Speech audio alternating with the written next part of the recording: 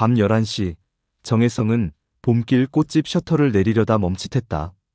골목 모퉁이에 누군가 서 있었다. 60대 중반쯤 되어 보이는 여자였다. 그녀는 가게 앞에 놓인 쓰레기 봉투를 뒤적이고 있었다.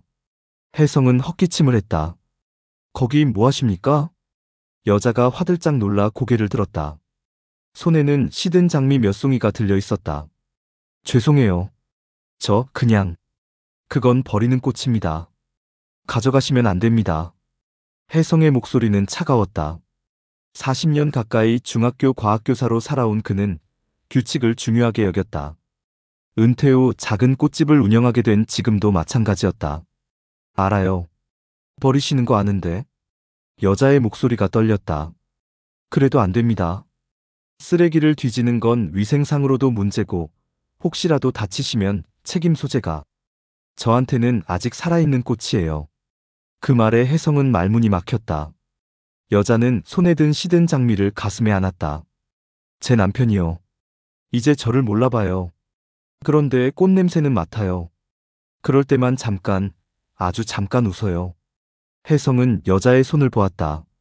거칠고 주름진 손이었지만 꽃을 다루는 손길은 조심스럽고 고왔다. 마치 갓난아이를 안듯이. 병원에 계십니까? 남편분이. 예. 신경과 병동이요. 치매가 이제 말기예요. 여자는 고개를 숙였다. 혜성은 무언가 말하려다 입을 다물었다. 그래도 규칙은 규칙입니다. 다음부터는 가져가시면 안 됩니다. 네, 죄송합니다. 여자는 손에 든 꽃을 다시 쓰레기 봉투에 넣었다. 그리고 천천히 걸어갔다.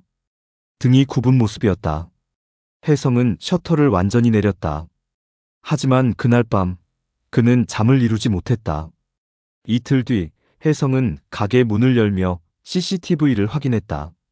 어젯밤에도 그 여자가 왔었다. 밤 11시 15분. 정확했다. 그녀는 쓰레기 봉투를 뒤지지 않았다.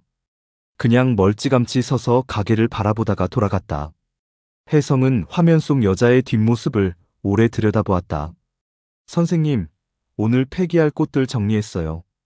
가게를 도와주는 이수정이 말했다. 30살의 수정은 혜성이 교사 시절 가르쳤던 제자였다.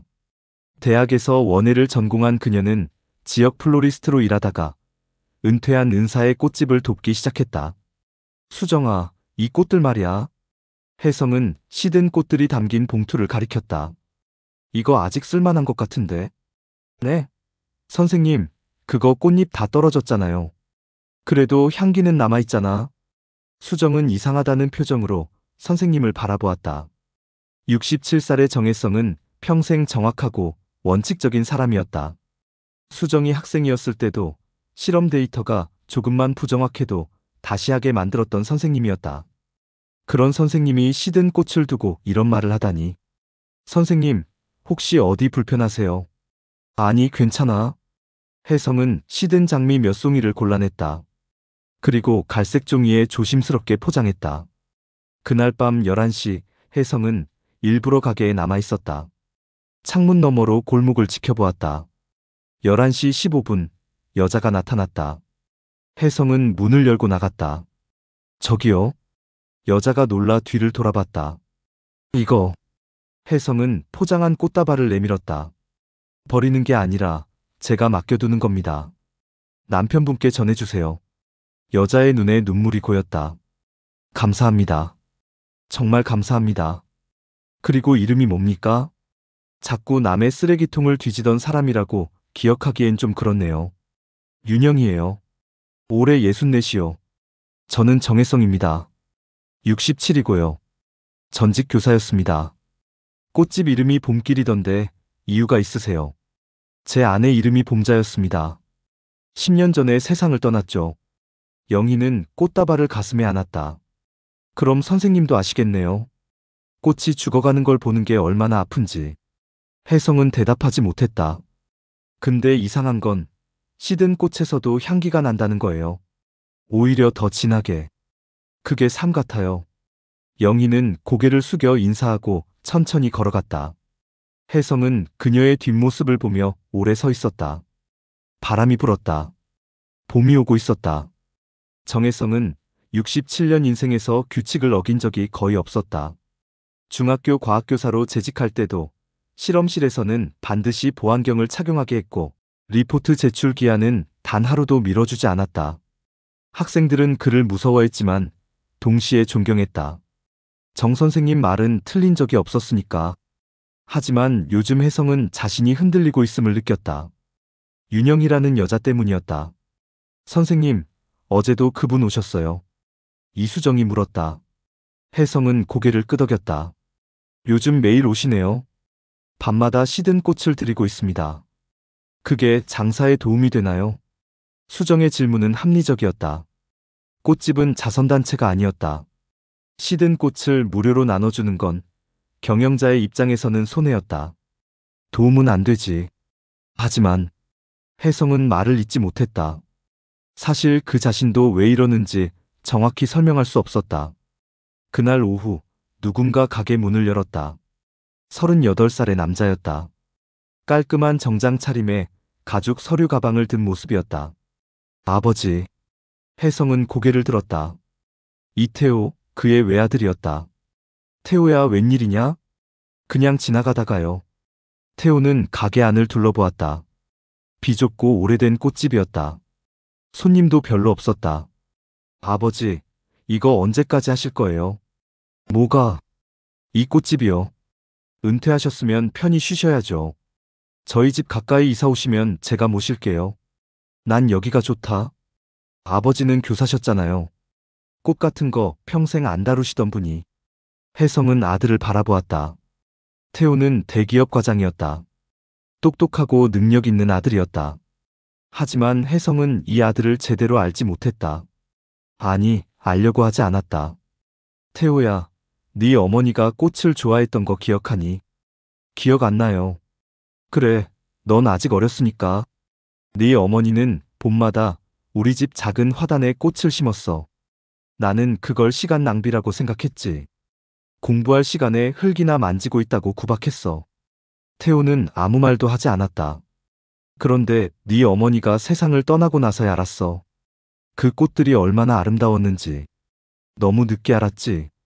아버지, 그건 너도 날 그렇게 기억하겠지. 집에 없는 아버지. 항상 학교에만 있던 아버지. 네가 상타도 시상식에 안 갔던 아버지. 태호의 표정이 굳었다. 그랬어요. 그런 얘기 하러 온 거 아니고요. 그래, 미안하다. 아버지, 요즘 이상한 소문 들었어요. 밤마다 노숙자한테 꽃을 준다고. 노숙자가 아니야. 병원에서 일하는 분이고 남편이 치매 말기야. 그게 아버지랑 무슨 상관이에요? 혜성은 대답하지 않았다. 아버지, 정신 차리세요. 그렇게 동정하다간 사기당해요. 요즘 세상에 공짜로 받는 사람 치고 정직한 사람 없어요. 태호야? 네. 넌 언제부터 그렇게 됐니? 뭐가요? 사람을 그렇게 의심하는 사람이 됐니? 태호는 잠시 침묵했다. 그리고 조용히 말했다. 아버지한테 배웠어요. 세상은 원칙대로 돌아간다고. 감정에 휘둘리면 안 된다고. 실험 데이터는 정확해야 한다고. 그렇게 가르치셨잖아요. 혜성은 할 말을 잃었다. 그럼 전 이만 가볼게요. 건강 챙기시고요. 태호가 나가고 가게는 다시 조용해졌다. 수정이 조심스럽게 물었다. 선생님, 괜찮으세요? 괜찮아. 수정아, 네가 학생이었을 때 나를 어떻게 생각했니? 선생님이요? 무섭고 엄격하셨죠. 근데 존경했어요. 선생님은 틀린 적이 없으셨으니까요. 틀린 적이 없었다. 혜성은 쓸쓸하게 웃었다. 난 평생 틀렸는지도 모르겠구나. 밤 11시 영희가 왔다. 혜성은 이번에도 시든 꽃들을 갈색 종이에 포장해 두었다. 윤 여사. 네, 선생님. 남편분은 어떻습니까? 같아요. 어제도 오늘도 같아요. 악화되지도 나아지지도 않고 그냥 천천히 사라지고 있어요. 영희는 꽃다발을 받았다. 근데 이상한 게요, 선생님. 뭐가요? 꽃을 보여드리면요. 남편이 제 이름을 불러요. 아주 가끔이지만. 영희야 하고. 혜성은 말없이 영희를 바라보았다. 그럴 때마다 생각해요. 이 사람이 아직 여기 있구나. 기억은 사라져도 마음은 남아있구나. 혜성은 영희의 눈을 보았다. 그 눈에는 눈물이 아니라 희망이 있었다. 윤 여사, 제가 도와드릴 수 있는 게 또 있을까요? 이것만으로도 충분해요, 선생님. 감사합니다. 영희가 돌아간 뒤 혜성은 오래 생각했다. 아들 태호는 틀리지 않았다. 세상은 원칙대로 돌아간다. 감정에 휘둘리면 안 된다. 그게 혜성이 평생 가르쳐온 것이었다. 하지만 지금 그는 느끼고 있었다. 어떤 진실은 원칙 너머에 있다는 것을, 어떤 옳음은 규칙 밖에 있다는 것을. 혜성은 아내 봄자가 심었던 화단을 떠올렸다. 그때는 몰랐다. 꽃이 피는 이유를. 이제는 조금 알 것 같았다. 봄길 꽃집 앞에 작은 나무 의자 2개가 놓였다. 정혜성이 직접 만든 것이었다. 윤영이를 위한 자리였다. 선생님, 저 의자 누가 앉으라고 만드신 거예요? 수정이 물었다.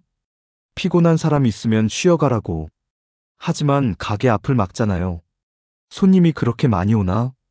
수정은 할 말이 없었다. 사실 봄길 꽃집은 한적한 골목에 있어서 유동인구가 많지 않았다. 그날 저녁 영희가 평소보다 일찍 왔다. 오후 6시였다. 윤 여사, 오늘은 일찍 오셨네요. 네, 오늘은 병원 청소일이 일찍 끝났어요. 영희는 의자에 앉았다. 혜성은 차 한 잔을 내왔다. 보리차입니다. 드세요. 감사합니다, 선생님. 영희는 차를 마시며 가게 안을 둘러보았다. 선생님, 꽃집 하시기 전에는 뭐 하셨어요? 중학교에서 과학을 가르쳤습니다. 40년 가까이요. 그럼 식물도 잘 아시겠네요. 아니요, 저는 물리, 화학을 주로 가르쳤어요. 식물은 잘 모릅니다. 아내가 꽃을 좋아해서 은퇴하고 나서 배웠죠. 부인분은 언제? 10년 전이요. 췌장암이었습니다. 6개월 만에 가셨어요. 영희는 고개를 끄덕였다. 저희 남편은 72이에요. 젊었을 때는 건설 노동자였어요. 평생 몸쓰는 일만 했죠. 은퇴하고 나서 이제 좀 쉴 수 있다 했는데 치매가 왔어요. 5년 전이요. 5년이나? 처음에는 이름을 깜빡하는 정도였어요. 그러다 길을 잃어버리기 시작했죠. 작년부터는 저를 몰라봐요. 가끔 저를 보고 엄마라고 불러요. 혜성은 차를 한 모금 마셨다. 힘드시겠습니다. 힘들죠. 근데 이상하게 화는 안 나요. 그냥 슬퍼요. 이 사람이 사라지고 있다는 게. 그래도 매일 병원에 가시잖아요. 가야죠. 그 사람 혼자 두면 안 되니까. 영희는 미소 지었다. 슬프지만 따뜻한 미소였다. 선생님, 부인분한테 잘해드렸어요. 혜성은 잠시 망설였다. 아니요. 못했습니다. 일에만 매달려서요. 아내가 아플 때도 저는 학교 때문에 바빴어요. 병원에 제대로 동행도 못했죠. 후회되세요. 매일 후회합니다. 10년이 지났는데도요. 영희는 혜성의 손을 보았다. 주름지고 거친 손이었다. 선생님은 착한 분이에요. 저는 착하지 않습니다. 그냥 너무 늦게 깨달은 것뿐이죠. 그래도 지금이라도 깨달으셨잖아요. 저희 남편은 이제 아무것도 깨닫지 못해요. 저는 그게 더 슬퍼요. 혜성은 가게 안으로 들어갔다. 그리고 카네이션 한 송이를 들고 나왔다. 싱싱하고 빨간 카네이션이었다. 윤 여사, 이건 버리는 꽃이 아닙니다. 네, 제가 드리는 겁니다. 오늘 남편분께 이걸 보여드리세요. 영희는 망설였다. 선생님, 이건 팔아야 할 꽃인데? 아니에요. 이건 윤 여사를 위한 꽃입니다. 남편분을 위한 게 아니라 매일 간병하는 윤 여사를 위한 거예요. 영희의 눈에 눈물이 고였다. 선생님, 받으세요. 그리고 가끔 자신도 돌보세요. 당신도 지칠 수 있으니까. 영희는 카네이션을 받았다. 꽃을 가슴에 안고 한참을 울었다. 혜성은 옆에 앉아 기다렸다. 죄송해요, 선생님. 제가. 괜찮습니다. 울어도 됩니다. 한참 뒤 영희가 말했다. 선생님, 제가 하나 말씀드려도 될까요? 그러세요. 병원에 계신 어르신들이요. 꽃을 되게 좋아하세요. 특히 치매 환자분들이요. 꽃 냄새를 맡으면 표정이 환해져요. 근데 병원에는 꽃이 없어요. 왜요? 위생 문제 때문에요. 그리고 비용도 없고요. 혜성은 생각에 잠겼다. 윤 여사, 제안이 있습니다. 네. 제가 일주일에 한 번 병원에 꽃을 가져다 드리면 어떨까요? 시든 꽃 말고 싱싱한 꽃으로요. 그건 선생님 손해잖아요. 손해가 아닙니다. 제가 하고 싶은 거예요. 영희는 고개를 저었다. 안 돼요, 선생님. 그렇게까지 하실 필요 없어요. 윤 여사, 저는 평생 규칙만 지키고 살았습니다. 정확하게 빈틈없이. 그게 옳은 줄 알았어요. 근데 지금 생각해보니 제가 놓친 게 너무 많았어요.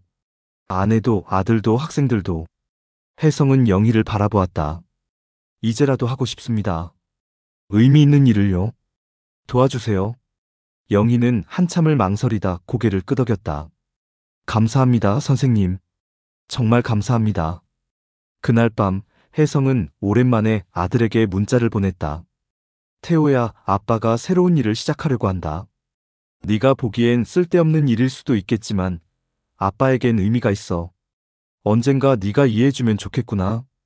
답장은 오지 않았다. 하지만 혜성은 괜찮았다.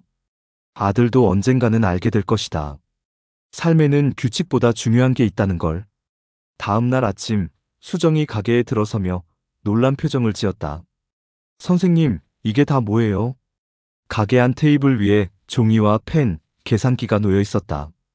혜성은 뭔가를 열심히 적고 있었다. 계획서야. 무슨 계획서요? 병원 봉사 계획. 일주일에 한 번 신경과 병동에 꽃을 가져다 줄 거야. 선생님, 그거 돈이 많이 들어요. 알아? 그래서 계산하고 있어. 일단 석 달만 해보자. 수정은 선생님의 얼굴을 보았다. 67살 정혜성의 얼굴에는 오랜만에 생기가 돌고 있었다. 선생님, 제가 도와드릴게요. 내가? 네. 선생님 혼자는 힘드실 거예요. 제가 꽃 준비하고 배송하는 거 도와드릴게요. 수정아. 선생님은 제 은사님이세요. 그리고 이런 선생님 처음 봐요. 좋아 보이세요. 혜성은 웃었다. 오랜만에 마음 깊은 곳에서 우러나오는 웃음이었다. 봄이 오고 있었다. 67년 인생에서 처음으로 정혜성은 규칙이 아니라 마음이 이끄는 대로 살아보기로 했다. 정혜성이 교사였던 시절 그의 별명은 철벽이었다.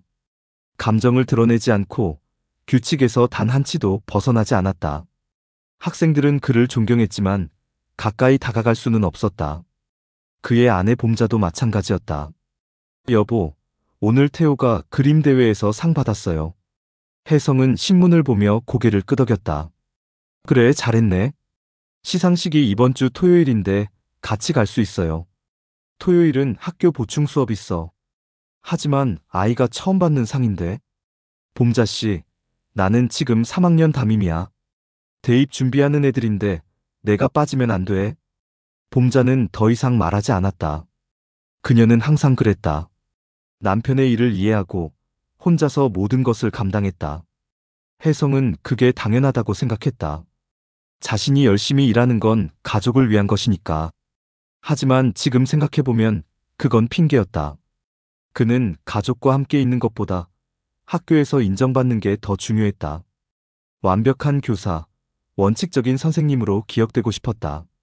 봄자가 아프기 시작한 건 50대 중반이었다. 처음엔 소화불량인 줄 알았다. 여보, 요즘 배가 자꾸 아파요. 스트레스 받지 말고 푹 쉬어. 나는 오늘 야간 자율학습 감독이야. 병원은 가봤어.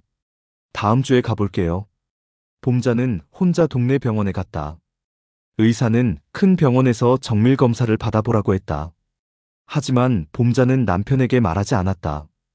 혜성이 너무 바빠 보였으니까. 석 달 뒤 봄자는 쓰러졌다. 응급실에서 받은 진단은 췌장암 말기였다. 여보, 미안해요. 제가 진작 말했어야 하는데. 병실 침대에 누운 봄자가 말했다. 혜성은 아내의 손을 잡았다. 그때서야 그는 깨달았다. 아내의 손이 얼마나 얇고 차가운지. 언제부터 이렇게 마른 건지. 왜 진작 말하지 않았어? 당신 바빠 보였잖아요. 학생들 입시 때문에. 입시가 뭐가 중요해? 당신이 더 중요하지. 봄자는 고개를 저었다. 이제 와서 그런 말 안 해도 돼요. 저는 알아요. 당신이 얼마나 일을 사랑하는지. 혜성은 할 말을 잃었다. 아내는 평생 이해해줬다. 자신이 늦는 것도, 약속을 못 지키는 것도, 기념일을 잊는 것도. 그런데 정작 자신은 아내를 이해하려 한 적이 있었던가. 여보, 제가 하나만 부탁해도 될까요? 뭐든지 말해. 우리 집 화단에 꽃 좀 심어줘요. 제가 심으려고 했던 꽃들이 있거든요. 씨앗이 서랍에 있어요. 혜성은 고개를 끄덕였다. 알았어. 꼭 심을게. 그리고 태호한테도 잘해줘요. 그 애는 아빠를 많이 기다렸어요. 봄자는 6개월을 버티지 못했다.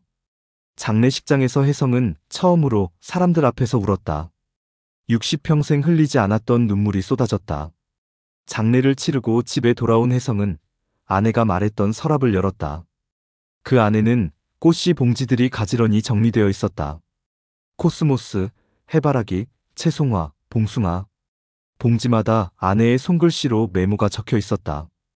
코스모스, 가을에 피면 참 예쁨. 혜성이 좋아할 것 같아. 해바라기, 태호가 어렸을 때 좋아하던 꽃. 씨앗 볶아서 까먹으면 고소함. 채송화, 더위에 강해서 키우기 쉬움. 내가 없어도 잘 자랄 거야. 봉숭아, 어렸을 때 손톱에 물들이고 놀던 기억. 혜성은 꽃씨를 들고 마당으로 나갔다. 하지만 어떻게 심어야 할지 몰랐다. 평생 과학을 가르쳤지만 꽃을 키워본 적은 없었다. 그는 서툴게 땅을 파고 씨앗을 뿌렸다. 물을 주고 기다렸다. 한 달이 지나도 싹이 트지 않았다. 혜성은 인터넷을 찾아보고 원예책을 샀다. 씨앗을 심는 깊이, 물을 주는 간격, 햇빛의 양. 모든 걸 정확하게 지켰다. 그리고 석 달 뒤 작은 싹이 돋아났다. 코스모스였다. 혜성은 그 작은 싹을 보며 또 울었다. 아내가 남긴 마지막 선물이었다. 꽃은 천천히 자랐다. 혜성은 매일 아침 화단을 확인했다. 잎이 하나 더 나면 신기했고 꽃봉오리가 맺히면 기뻤다. 그리고 가을이 왔을 때 코스모스가 피었다. 분홍색 꽃잎이 바람에 흔들렸다. 혜성은 꽃 앞에 앉아 오래 바라보았다. 봄자가 맞았다. 정말 예쁜 꽃이었다. 그는 그제야 이해했다. 아내가 왜 매년 봄마다 화단을 가꿨는지, 꽃이 피는 걸 기다리는 시간이 얼마나 소중한지. 하지만 너무 늦었다. 아내는 이미 없었고 아들 태우는 대학을 졸업하고 서울로 떠났다. 명절에도 잘 오지 않았다. 전화를 해도 바쁘다는 말뿐이었다. 혜성은 혼자 남았다. 그리고 깨달았다. 자신이 평생 쌓아온 것들이 얼마나 허무한지. 완벽한 교사라는 명성, 원칙적인 사람이라는 평판. 그 모든 게 가족을 잃은 대가였다. 은퇴 후 혜성은 작은 꽃집을 열었다. 봄길이라는 이름을 붙였다. 아내의 이름을 기억하기 위해서. 그리고 매일 꽃을 돌봤다. 아내가 못다 핀 꽃들을 대신 피우는 것처럼. 하지만 마음 한구석은 늘 허전했다. 후회는 시간이 지나도 사라지지 않았다. 그러던 어느 날 윤영이를 만났다. 시든 꽃을 가져가는 그 여자를 보며 혜성은 느꼈다. 이건 기회일지도 모른다고. 아내에게 하지 못했던 것을 이제라도 다른 누군가에게 해줄 수 있을지 모른다고. 그날 밤 혜성은 오래된 사진첩을 꺼냈다. 아내와 함께 찍은 사진들이 있었다. 신혼 때, 태호를 낳았을 때, 은행잎이 노랗게 물들었을 때. 모든 사진 속에서 봄자는 웃고 있었다. 혜성은 웃지 않았다. 늘 굳은 표정이었다. 여보, 나 이제 조금 알 것 같아요. 혜성은 사진 속 아내에게 말했다. 당신이 왜 꽃을 심었는지, 왜 매일 화단을 돌봤는지. 삶은 정확한 공식으로 풀 수 없는 거였어요. 마음이 필요한 거였죠. 사진 속 봄자는 여전히 미소 짓고 있었다. 혜성은 사진첩을 덮고 창밖을 바라보았다. 어둠 속에서도 꽃들은 자라고 있었다. 내일이면 또 조금 더 클 것이다. 그리고 언젠가는 필 것이다. 늦었지만 아직 늦지 않았다. 혜성은 그렇게 믿기로 했다. 봄이 완연했다. 정혜성과 이수정은 꽃을 가득 실은 손수레를 끌고 병원으로 향했다. 첫 봉사의 날이었다. 선생님 떨리세요? 수정이 물었다. 아니, 괜찮아. 혜성은 거짓말을 했다. 사실 손이 떨렸다. 67년 인생에서 이런 일은 처음이었다. 규칙을 따르는 게 아니라 마음이 이끄는 대로 하는 일. 병원 로비에는 윤영이가 기다리고 있었다. 그녀는 혜성을 보자 환하게 웃었다. 선생님 오셨어요. 정말 감사합니다. 혜성은 고개를 끄덕이며 손수레를 밀었다. 세 사람은 엘리베이터를 타고 7층으로 올라갔다. 신경과 병동이었다. 복도는 조용했다. 가끔 환자복을 입은 노인들이 천천히 걸어 다녔다. 어떤 이는 멍하니 창밖을 바라보고 어떤 이는 간호사의 손을 잡고 걸었다. 혜성은 이 복도를 걷는 사람들의 표정을 보았다. 모두 무언가를 잃어버린 듯한 얼굴이었다. 여기에요. 영희가 한 병실 앞에서 멈췄다. 712호. 문을 열자 6개의 침대가 보였다. 창가 침대에 70대 노인이 누워 있었다. 영희의 남편이었다. 여보, 나왔어요. 영희가 다가가 남편의 손을 잡았다. 노인은 눈을 떴다. 하지만 영희를 보지 않았다. 시선이 허공을 떠돌았다. 오늘은 특별한 날이에요. 꽃을 가져왔어요. 영희는 혜성에게 손짓했다.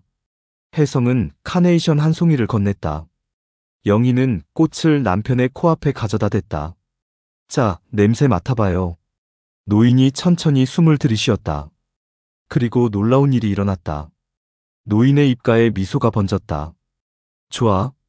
노인이 말했다. 영희야, 꽃. 영희의 눈에 눈물이 고였다. 네, 제가 여기 있어요. 혜성은 그 장면을 보며 가슴이 뭉클했다. 기억은 사라져도 감각은 남는 것이었다. 꽃의 향기가 사라진 기억을 잠깐이라도 깨우는 것이었다. 선생님, 다른 분들께도 드려도 될까요? 영희가 물었다. 물론입니다. 그게 우리가 온 이유니까요. 세 사람은 병동을 돌며 환자들에게 꽃을 나눠줬다. 처음에는 무표정하던 노인들이 꽃을 보자 표정이 달라졌다. 어떤 이는 꽃을 만지며 웃었고 어떤 이는 눈물을 흘렸다. 할머니 한 분은 혜성의 손을 잡았다. 아들아, 왔구나. 혜성은 당황했지만 손을 뿌리치지 않았다. 네, 왔습니다. 꽃 가져왔어요. 고맙다, 아들아. 착하지. 할머니는 꽃을 가슴에 안고 행복한 표호로 눈을 감았다. 혜성은 그 손을 조심스럽게 놓았다. 가슴이 먹먹했다. 이 할머니에게도 아들이 있을 것이다. 하지만 지금 여기 없다. 자신처럼 바빠서 오지 못하는 아들. 봉사가 끝나고 세 사람은 병원 옥상으로 올라갔다. 수정이 준비해온 김밥을 꺼냈다. 선생님 드세요. 고맙다, 수정아. 세 사람은 옥상 벤치에 앉아 김밥을 먹었다. 도시가 내려다 보였다. 봄바람이 불었다. 선생님, 오늘 정말 좋았어요. 영희가 말했다. 환자분들 표정 보셨죠? 다들 그렇게 행복해 하시는데? 저도 좋았습니다. 혜성은 솔직하게 말했다. 사실 오늘 제가 더 많이 받은 것 같아요. 영희가 고개를 갸웃했다. 선생님이 뭘 받으셨어요? 위로요. 제가 놓쳤던 것들을 이제라도 줄 수 있다는 위로. 그 말에 영희는 미소 지었다. 선생님도 누군가에게 위로가 필요하셨구나. 그때 수정이 말했다. 선생님, 제가 아이디어가 있어요. 뭔데? 병원 앞에 작은 화단을 만드는 거예요. 환자분들이 직접 나와서 볼 수 있게. 혜성은 수정을 보았다. 그건 좋은 생각이네. 하지만 병원에서 허락할까? 물어보면 되죠. 환자 치료에 도움이 된다고 하면요. 영희가 거들었다. 저도 도와드릴게요. 병원 사람들한테 말해볼게요. 그렇게 기억의 정원 프로젝트가 시작됐다. 혜성은 병원 측을 설득했다. 원예 치료의 효과에 대한 논문을 찾아 제출했다. 교사 시절의 꼼꼼함이 다시 살아났다. 병원장은 조건부로 허락했다. 석 달간 시범 운영을 해보고 효과가 있으면 계속하자는 것이었다. 혜성과 수정은 병원 앞 자투리 땅을 골랐다. 10평 남짓한 공간이었다. 주말마다 두 사람은 그곳에서 땅을 일궜다. 영희도 일이 없는 날이면 함께했다. 선생님, 여기는 해바라기 심으면 어떨까요? 수정이 물었다. 좋지. 해바라기는 환자분들이 보기에도 좋고. 혜성은 씨앗을 심었다. 아내가 좋아하던 해바라기. 그리고 코스모스, 채송화, 봉숭아도 심었다. 아내가 남긴 꽃들을 이곳에서 다시 피우는 것이었다. 한 달이 지나자 싹이 텄다. 두 달이 지나자 줄기가 자랐다. 석 달째 꽃들이 피기 시작했다. 병원 앞은 작은 정원으로 변했다. 환자들이 하나둘 나왔다. 휠체어를 타고 오는 이도 있었고 지팡이를 짚고 오는 이도 있었다. 모두 꽃을 보며 웃었다. 예쁘네. 한 할머니가 말했다. 오래간만에 보는 꽃이야. 그래요. 예쁘죠. 혜성이 대답했다. 만져봐도 돼요. 할머니는 조심스럽게 꽃잎을 만졌다. 부드럽네. 살아있구나. 네, 살아있습니다. 할머니는 한참을 꽃을 만지작거렸다. 그리고 중얼거렸다. 나도 살아있네. 혜성은 그 말을 듣고 가슴이 뜨거워졌다. 그렇습니다. 우리 모두 살아있습니다. 어느 날 지역 신문 기자가 찾아왔다. 병원 측에서 연락한 것이었다. 원예 봉사로 치매 환자들이 호전되고 있다는 이야기를 듣고 취재를 왔다는 것이었다. 혜성은 처음엔 거절하려 했다. 하지만 영희가 말했다. 선생님, 기사가 나면 더 많은 사람들이 관심 가질 거예요. 이런 봉사가 더 많아질 수 있어요. 혜성은 고개를 끄덕였다. 기자는 혜성과 영희, 수정을 인터뷰했다. 그리고 환자들과 꽃사진을 찍었다. 일주일 뒤 기사가 났다. 은퇴교사의 두 번째 인생, 꽃으로 피우는 희망이라는 제목이었다. 기사에는 혜성의 이야기가 실렸다. 아내를 잃고 후회하던 남자가 이제는 다른 이들에게 위로를 주고 있다는 내용이었다. 기사가 나간 뒤 봄길 꽃집에 사람들이 찾아오기 시작했다. 어떤 이는 꽃을 사러 왔고 어떤 이는 봉사에 참여하고 싶다고 했다. 혜성은 조금 당황스러웠지만 나쁘지 않았다. 그리고 어느 날 저녁 가게 문이 열렸다. 아버지, 이태호였다. 혜성은 놀라 고개를 들었다. 태호야? 신문 봤어요. 아들은 기사 스크랩을 내밀었다. 혜성은 받아들었다. 아버지가 이런 일을 하실 줄 몰랐어요. 혜성은 아들을 보았다. 태호의 눈에는 더 이상 차가움이 없었다. 미안하다. 혜성이 말했다. 늦었지만 아빠가 잘못 살았던 것 같다. 태호는 고개를 저었다. 아니에요. 아버지는 이제라도 바꾸셨잖아요. 저도 배우고 싶어요. 두 사람은 오래간만에 마주보고 웃었다. 혜성은 생각했다. 꽃은 계절이 되면 핀다. 사람도 때가 되면 변한다. 늦었다고 생각할 때가 가장 빠른 때인지도 모른다. 여름이 왔다. 기억의 정원은 무성하게 자랐다. 해바라기가 키 높이만큼 자랐고 코스모스는 바람에 흔들렸다. 환자들은 매일 정원을 찾았다. 정혜성과 윤영이는 이제 친구가 됐다. 아니, 가족 같은 사이가 됐다. 선생님, 오늘 남편이 제 손을 꼭 잡았어요. 영희는 기뻐하며 말했다. 꽃 보여드렸더니 눈물 흘리면서요. 좋아지고 있나 봅니다. 혜성이 대답했다. 네, 저도 그렇게 믿어요. 하지만 믿음은 때로 깨지는 법이다. 그날은 장마가 시작되는 날이었다. 아침부터 비가 쏟아졌다.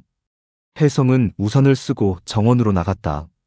꽃들이 비에 젖어 고개를 숙이고 있었다. 지지대를 세워야 할 것 같았다. 혜성이 작업을 하고 있는데 멀리서 누군가 뛰어오는 게 보였다. 영희였다. 그녀는 우산도 쓰지 않고 비를 맞으며 달려왔다. 선생님. 영희의 목소리가 떨렸다. 왜 그래요? 무슨 일이에요? 남편이 위독해요. 혜성은 영희의 어깨를 잡았다. 진정하세요. 지금 병원이에요. 네. 그럼 빨리 가야죠. 혜성은 영희를 데리고 병원으로 뛰었다. 비가 더 세차게 내렸다. 두 사람은 흠뻑 젖었지만 멈추지 않았다. 712호 병실에 도착했을 때 의사와 간호사들이 분주했다. 영희는 문 밖에 서서 안을 들여다봤다. 손이 떨리고 있었다. 혜성은 그녀의 손을 잡았다. 괜찮을 겁니다. 하지만 괜찮지 않았다. 1시간 뒤 의사가 나왔다. 보호자 되시는 분. 네, 제가 아내입니다. 환자분 상태가 급격히 악화됐습니다. 심폐기능이 떨어지고 있고요.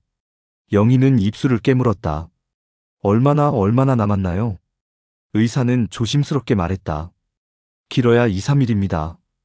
영희의 다리에 힘이 풀렸다. 혜성이 얼른 그녀를 붙잡았다. 윤 여사. 선생님, 저는 아직 준비가 안 됐어요. 영희가 울먹였다. 5년을 간병했는데 매일 이별을 준비했는데 막상 이렇게 되니까 아무것도 준비가 안 됐어요. 혜성은 영희를 껴안았다. 괜찮습니다. 천천히 준비하세요. 제가 옆에 있을게요. 영희는 혜성의 품에서 한참을 울었다. 비는 계속 내렸다. 다음 날 영희는 병실을 떠나지 않았다. 남편의 손을 잡고 계속 말을 걸었다. 여보, 나예요. 영희예요. 기억나요?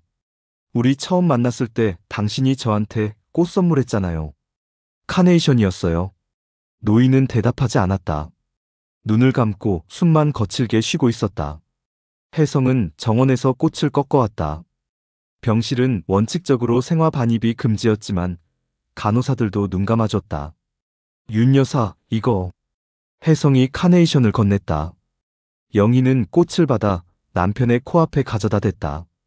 여보, 꽃이에요. 당신이 좋아하는 꽃. 노인의 눈꺼풀이 떨렸다. 천천히 눈을 떴다. 영희를 보았다. 그리고 입을 열었다.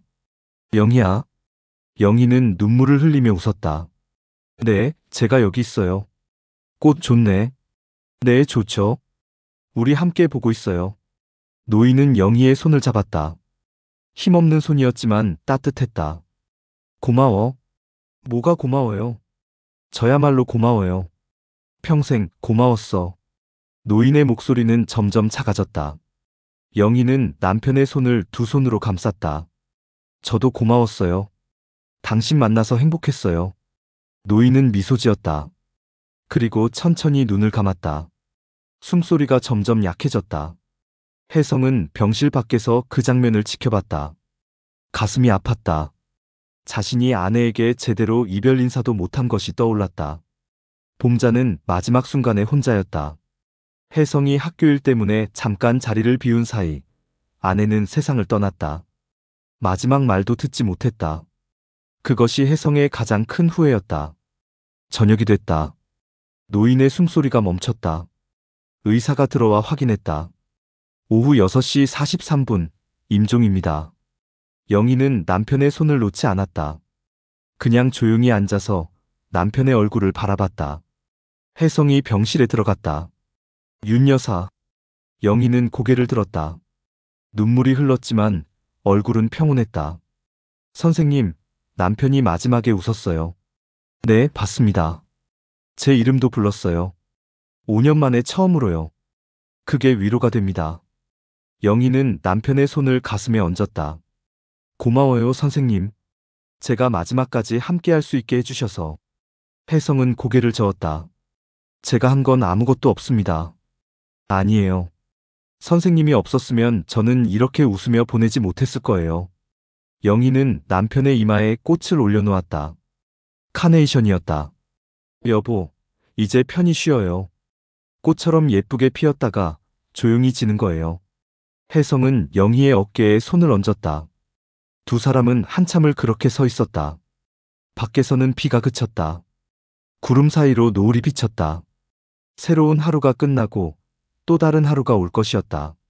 삶은 계속됐다. 아픔도, 이별도, 그리고 위로도. 장례식이 끝난 뒤 윤영이는 사라졌다. 정혜성은 매일 저녁 봄길 꽃집 앞에서 그녀를 기다렸지만 영희는 오지 않았다. 일주일이 지났다. 이수정이 걱정스러운 표정으로 물었다. 선생님, 윤 여사님한테 연락해 보셨어요? 번호를 모른다. 혜성은 고개를 저었다. 그동안 영희와는 꽃집 앞에서만 만났다. 전화번호를 주고받을 생각을 하지 못했다. 병원에 가볼까요? 수정이 제안했다. 그래, 그러자. 두 사람은 병원으로 갔다. 7층 신경과 병동 간호사실을 찾았다. 윤영희 씨 아시나요? 병원 청소 일 하시던 분인데요. 간호사가 고개를 끄덕였다. 아, 영희 씨요. 그분 남편분 돌아가시고 퇴사하셨어요. 퇴사를. 네, 일주일 전에요. 어디 가셨는지 아십니까? 글쎄요, 저희도 잘 모르겠어요. 그냥 짐 챙겨서 가시더라고요. 혜성은 발걸음을 돌렸다. 가슴이 답답했다. 영희가 어디로 갔을까? 혹시 무슨 일이라도 생긴 건 아닐까? 선생님, 걱정 마세요. 윤 여사님 괜찮으실 거예요. 수정이 위로했지만 혜성의 마음은 편치 않았다. 다음 날 아침 혜성은 가게 문을 열었다. 문 앞에 낡은 바구니 하나가 놓여 있었다. 영희가 늘 꽃을 담아가던 그 바구니였다. 혜성은 바구니를 들어 올렸다. 안에는 말라버린 카네이션 몇 송이와 편지 한 장이 있었다. 혜성은 떨리는 손으로 편지를 펼쳤다. 정혜성 선생님께. 선생님, 그동안 정말 감사했습니다. 선생님이 아니었다면 저는 남편을 그렇게 평온하게 보내지 못했을 겁니다.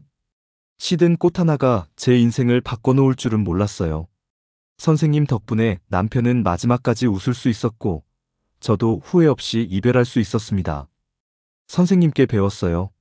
삶은 완벽할 수 없지만, 그래도 아름다울 수 있다는 것을요. 꽃이 시들어도 향기는 남듯이, 사람도 떠나지만, 사랑은 남는다는 것을요. 며칠간 집에 있을 겁니다. 혼자 정리할 시간이 필요해요. 걱정 마세요. 저 괜찮습니다. 오히려 지금은 마음이 편해요. 남편이 고통 없이 떠났으니까요. 그리고 제 곁에 선생님 같은 분이 있었으니까요. 조금 있으면 다시 찾아뵐게요. 그때는 웃으면서 갈게요. 다시 한번 감사드립니다. 기억하세요. 선생님은 좋은 분이에요. 윤영의 올림. 혜성은 편지를 읽고 또 읽었다. 눈시울이 뜨거워졌다. 영희는 괜찮다고 했다. 하지만 정말 괜찮을까? 5년을 간병한 남편을 잃은 사람이 며칠 만에 괜찮을 수 있을까? 혜성은 알고 있었다. 괜찮지 않아도 괜찮다고 말해야 할 때가 있다는 것을. 다른 사람을 걱정시키지 않기 위해 혼자 견뎌야 할 때가 있다는 것을. 자신도 그랬으니까. 아내를 잃었을 때 아무에게도 말하지 못했다. 그저 혼자 꽃을 심으며 슬픔을 사겼다. 혜성은 바구니 속 말라버린 카네이션을 꺼냈다. 시들어서 꽃잎이 갈색으로 변했지만 여전히 향기가 남아있었다. 희미하지만 달콤한 향기. 혜성은 그 꽃을 책상 위 꽃병에 꽂았다. 버리지 않기로 했다. 이건 단순한 시든 꽃이 아니었다. 영희와 그녀의 남편이 함께한 시간의 증거였다. 사랑의 무게였다. 며칠이 더 지났다. 혜성은 매일 기억의 정원을 돌봤다. 환자들은 여전히 찾아왔다. 꽃을 보고 만지고 냄새 맡았다. 혜성은 그들과 이야기를 나눴다. 오늘 기분이 어때요? 좋아요. 꽃이 예쁘니까요. 어떤 꽃을 제일 좋아하세요? 해바라기요. 얼굴이 환해 보여서요. 혜성은 환자 한 분 한 분과 천천히 대화했다. 이름을 물었고 좋아하는 것을 물었다. 어떤 이는 대답했고 어떤 이는 대답하지 못했다. 하지만 모두 웃었다. 그것으로 충분했다. 어느 날 저녁 이수정이 말했다. 선생님, 오늘 병원에서 전화 왔어요. 무슨 일인데? 다음 달부터 정식으로 원예치료 프로그램을 운영하고 싶대요. 예산도 지원해준다고요. 혜성은 놀랐다. 정말? 네, 선생님 덕분이에요. 환자들 상태가 많이 좋아졌대요. 약물 복용량도 줄었고 공격성도 감소했대요. 혜성은 창밖을 바라봤다. 기억의 정원이 보였다. 꽃들이 저녁 햇살을 받아 반짝이고 있었다. 작은 정원이 이렇게 큰 변화를 만들 수 있다니. 혜성은 새삼 놀라웠다. 선생님, 윤 여사님이 알면 좋아하시겠어요. 그래, 꼭 알려줘야지. 혜성은 미소 지었다. 영희가 돌아오면 이 소식을 제일 먼저 전해주리라. 그날 밤 혜성은 아들에게 전화를 걸었다. 태호야, 나 아빠야. 아버지, 무슨 일이세요? 아니야, 그냥 목소리 듣고 싶어서. 태호는 잠시 침묵했다. 그리고 말했다. 저도요, 아버지. 요즘 어떻게 지내니? 바쁘죠. 근데 괜찮아요. 아버지 생각하면서 버티고 있어요. 혜성은 가슴이 뭉클했다. 태호야, 주말에 시간 되니? 네, 왜요? 아빠가 밥 사줄게. 맛있는 거. 태호는 웃었다. 좋아요. 갈게요. 전화를 끊고 혜성은 오래 생각했다. 인생은 참 이상했다. 젊었을 때는 시간이 많다고 생각했다. 그래서 소중한 것들을 미뤘다. 나중에 하면 된다고. 하지만 나중은 없었다. 어느새 67이 됐고, 아내는 떠났고, 아들은 멀어졌다. 그런데 지금 67의 나이에 혜성은 깨닫고 있었다. 아직 늦지 않았다는 것을, 다시 시작할 수 있다는 것을. 혜성은 책상 위 시든 카네이션을 보았다. 영희의 편지가 옆에 놓여 있었다. 꽃이 시들어도 향기는 남듯이 사람도 떠나지만 사랑은 남는다. 그 문장을 다시 읽었다. 그리고 고개를 끄덕였다. 맞아, 사랑은 남는다. 그리고 사랑은 계속된다. 보름이 지난 어느 오후, 봄길 꽃집 문이 열렸다. 정혜성은 고개를 들었다. 윤영이었다. 그녀는 예전보다 야윈 얼굴이었지만 눈빛은 맑았다. 선생님, 윤 여사. 혜성은 자리에서 일어났다. 괜찮으신 겁니까? 네, 이제 괜찮아요. 영희는 미소 지었다. 걱정 많이 하셨죠? 편지 받았습니다. 감사합니다, 선생님. 제 마음 읽어주셔서. 혜성은 고개를 저었다. 제가 뭘 했습니까? 그냥 기다렸을 뿐인데요. 그게 제일 어려운 거예요. 기다려주는 것. 두 사람은 가게 앞 벤치에 앉았다. 햇살이 따뜻했다. 윤 여사, 그동안 뭐 하셨어요? 집 정리했어요. 남편 물건들을요. 힘들지 않으셨어요? 처음엔 힘들었죠. 남편 옷 하나하나가 다 기억이니까. 근데 정리하다 보니까 오히려 마음이 편해지더라고요. 영희는 하늘을 올려다봤다. 남편이 이제 편히 쉬고 있다는 게 느껴졌어요. 더 이상 아프지 않고 혼란스럽지 않고 그냥 평온하게. 혜성은 영희의 옆 얼굴을 보았다. 슬픔이 있었지만 평화도 있었다. 선생님, 병원 소식 들었어요. 정식 프로그램으로 승인됐다면서요. 네, 다음 달부터 시작합니다. 축하드려요. 이건 다 선생님 덕분이에요. 혜성은 고개를 저었다. 윤 여사가 시작한 거죠. 제가 한 건 거들었을 뿐입니다. 영희는 혜성의 손을 잡았다.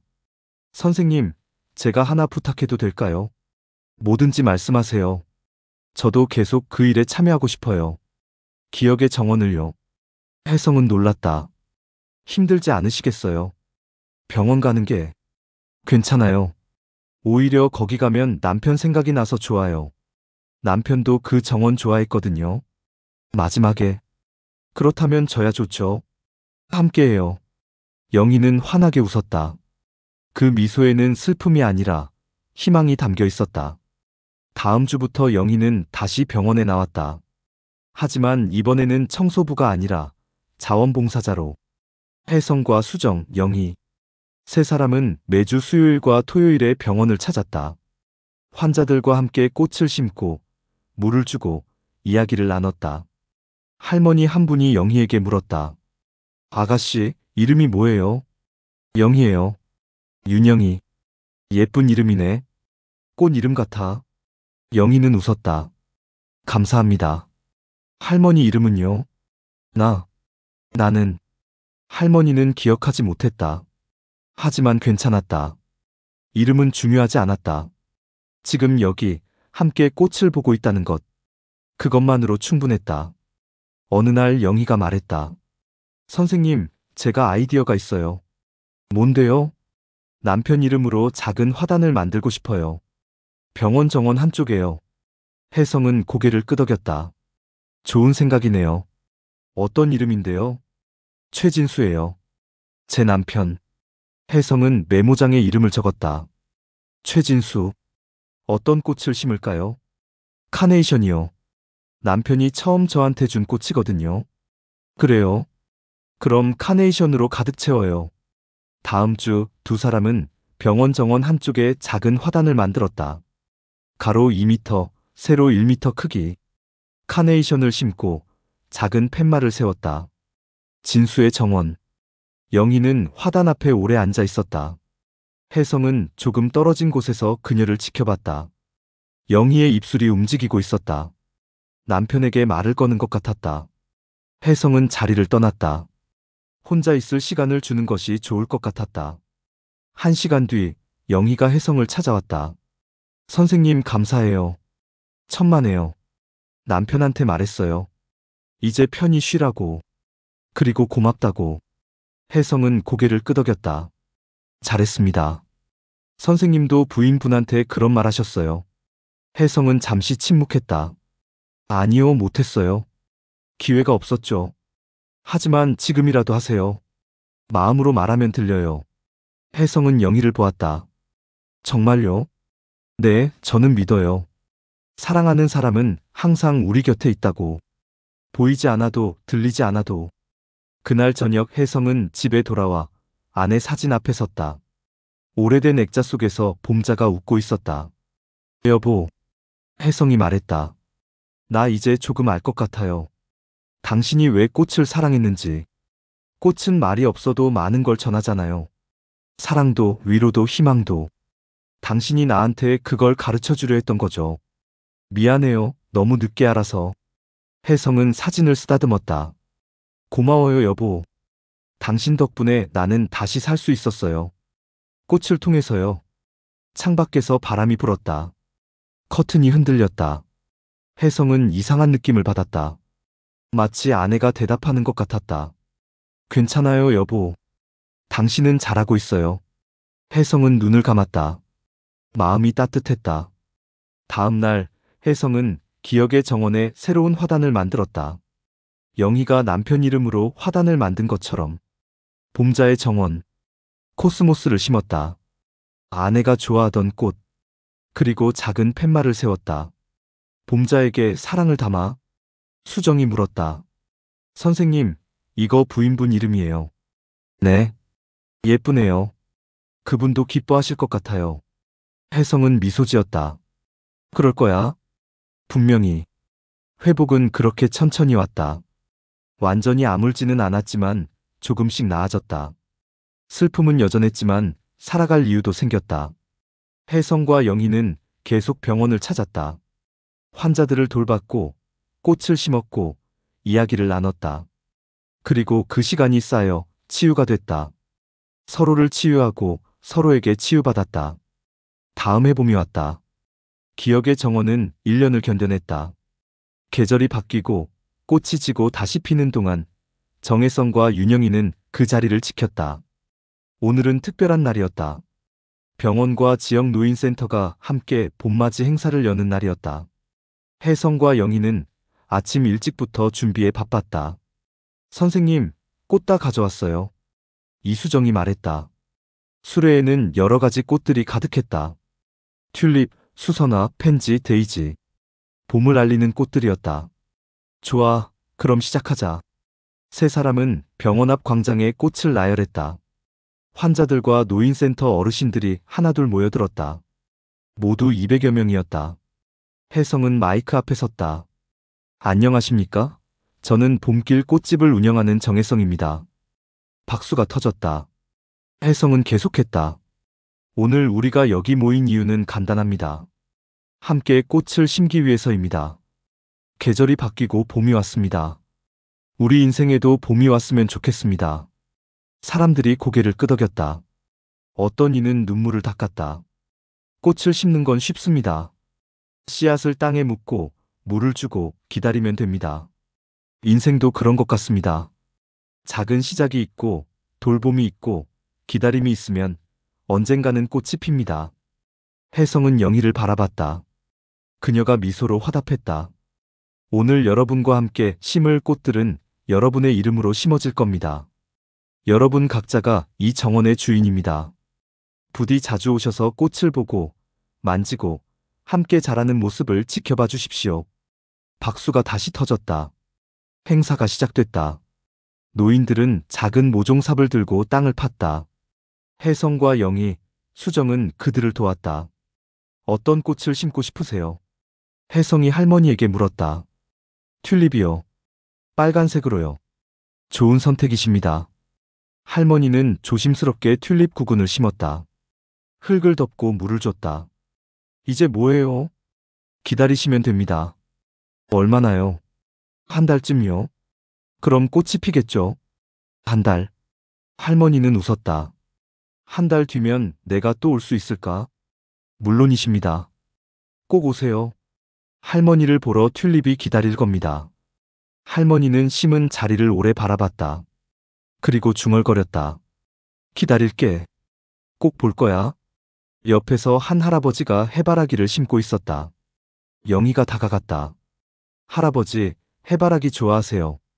응. 박잖아. 그렇죠. 해 같잖아요. 내 아들 이름이 혜성이야. 영희는 놀랐다. 정말요? 근데 요즘 안 와. 바쁜가 봐. 할아버지는 씨앗을 심으며 말했다. 그래도 괜찮아. 이 꽃이라도 보면 아들 생각날 테니까. 영희는 할아버지의 손을 잡았다. 꼭 필 거예요. 할아버지가 심은 해바라기. 그럼 아드님도 보러 오실 거예요. 그럴까? 네, 그럴 거예요. 행사는 오후 늦게까지 이어졌다. 모두가 꽃을 심었다. 광장은 200여 개의 작은 화단으로 가득 찼다. 사람들은 자신이 심은 자리를 사진으로 찍었다. 다시 찾아오기 위해서. 해가 기울었다. 사람들이 하나둘 돌아갔다. 혜성과 영희는 벤치에 앉아 광장을 바라봤다. 잘 끝났네요. 영희가 말했다. 그래요. 다들 행복해 보였어요. 선생님도 행복해 보여요. 혜성은 고개를 끄덕였다. 행복합니다. 정말로요. 영희는 혜성의 손을 잡았다. 선생님, 제가 선생님 만난 게 1년 전이에요. 벌써 그렇게 됐나요? 네. 그때 저는 정말 힘들었어요. 남편은 저를 몰라봤고, 저는 너무 외로웠죠. 혜성은 영희의 손을 꼭 잡았다. 근데 선생님을 만나고 달라졌어요. 시든 꽃 하나가 제 인생을 바꿨어요. 저도 그래요. 윤 여사를 만나고 제 인생도 달라졌어요. 두 사람은 한참을 그렇게 앉아 있었다. 하늘에서 벚꽃잎이 흩날렸다. 봄바람이 불었다. 그때 누군가 다가왔다. 아버지. 혜성은 고개를 돌렸다. 이태호였다. 옆에는 어린 여자아이가 있었다. 태호야, 웬일이냐? 행사 있다고 해서요. 구경 왔어요. 그리고 태호는 아이를 앞으로 내밀었다. 저희 딸이에요. 지우라고요. 혜성은 놀라 아이를 바라봤다. 손녀. 네, 할아버지 인사드려. 아이가 고개를 숙였다. 안녕하세요, 할아버지. 혜성은 눈시울이 뜨거워졌다. 안녕, 지우야. 할아버지가 내 이름도 몰랐구나. 태호가 미안한 표정을 지었다. 죄송해요. 제가 말씀을 안 드렸네요. 괜찮아. 이제 알았으니까. 태호는 벤치 옆에 쪼그려 앉았다. 아버지, 저도 꽃 심고 싶은데 괜찮을까요? 물론이지. 어떤 꽃을 심을 거냐? 아버지가 좋아하는 꽃죠. 뭐가 좋으세요? 혜성은 생각했다. 코스모스. 그거 심자. 왜 코스모스예요? 내 할머니가 좋아하던 꽃이야. 아버지도 좋아하고. 태호는 고개를 끄덕이고 씨앗 봉지를 받았다. 지우와 함께 땅을 파고 씨앗을 심었다. 혜성은 그 모습을 지켜봤다. 아들이 딸에게 가르치는 모습. 자신이 하지 못했던 것을 아들은 하고 있었다. 다 심었어요. 태호가 말했다. 잘했어. 그럼 이제 기다리면 되는 거예요. 그래. 기다리면 가을에 핀다. 그럼 자주 와야겠네요. 아빠랑 지우랑 같이요. 혜성은 손자의 머리를 쓰다듬었다. 그래, 자주 오렴. 할아버지가 기다릴게. 저녁이 됐다. 모두 돌아가고 혜성 혼자 남았다. 그는 광장을 천천히 걸었다.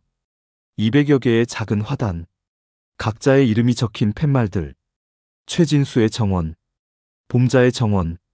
그리고 새로 생긴 혜성의 정원. 혜성은 자신의 이름이 적힌 팻말 앞에 섰다. 태호가 써준 것이었다. 아버지를 위한 정원이라고. 혜성은 웃었다. 자신을 위한 정원이라니. 평생 남을 위해 산다고 생각했는데 이제는 자신을 위해서도 살 수 있을 것 같았다.